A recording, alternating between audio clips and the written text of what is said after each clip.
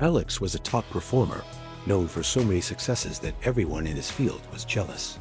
But with every win, a new worry started to grow. A life of success that was supposed to bring freedom felt more like a beautiful prison. Bothered by one question: how can I find peace when there's always so much pressure? Alex went to see a meditation teacher. I've reached every goal, Alex said, but I can't get away from the stress and the fear of not keeping up. How do I let this go? The teacher replied, your job isn't the prison. Your own mind is. The answer isn't to do more, but to see your life with more clarity. There are 4 steps to let go of the struggle and find real peace. First, the teacher said, pointing to a garden outside, see that life is like the seasons. It's beautiful because it's always changing. This is the idea of Anicca, which means nothing lasts forever. Everything is always moving and changing. We feel pain because we try to hold on to things, like good times, relationships, or our youth, as if they would last forever. To let go, you first have to accept that you were never meant to hold on to things so tightly. The teacher told Alex about a founder who couldn't stop thinking about her company's best years. Years after its peak, she was still trying to bring back that early success.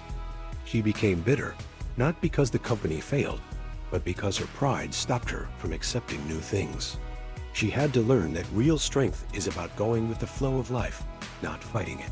Second, the teacher continued, you need to understand why you feel pain.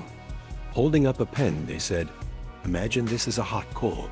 You know holding it will burn you, but you still hold on to your worries, your hard feelings, and your need to be right as if they were important. The pain doesn't come from the situation. It comes from holding on. This is called Dukkha, the stress we make for ourselves by fighting what is real. Your desire for non-stop success and your fear of failing is the hot coal. You are making the stress you feel. The teacher then told the story of 2 monks. After a senior monk carried a woman across a muddy river, breaking his vows, his younger friend was angry and silent for hours. Finally, he yelled, brother, why did you do that? The senior monk replied gently, I left her by the river hours ago. Why are you still carrying her? Third, and the deepest step, the teacher whispered, you have to see that there is no lasting self that needs to hold on to anything. This is the truth of Anatta, or not self. The solid, unchanging me that we feel we need to protect the successful person, the winner. The worried person isn't real. It's just a mix of thoughts, feelings, and roles that are always changing. You believe a person named Alex is the one who is in pain, the teacher explained. But if you look for this you that never changes, where is it? Is it in your job title? Your good name? Your worries? If there's no lasting self to be hurt, then who is it that's really in pain? Imagine getting into an argument with your own reflection in a mirror, they said, getting more and more angry. Freedom is seeing that there was never anyone else there to fight. These ideas are the map, the teacher finished. The 4th step is to follow the path. This is the Noble Eightfold Path, a simple guide called the middle way between being too strict with yourself and being too easy on yourself. It's a way to live that gets rid of stress by getting good at 3 things. Clear sight, seeing the world as it truly is, not just how you want to see it. Kind actions, living in a good way that doesn't hurt you or anyone else. Focused mind, training your mind to be calm and pay attention. This path deals with the causes of our stress, wanting things, pushing things away, and not seeing clearly.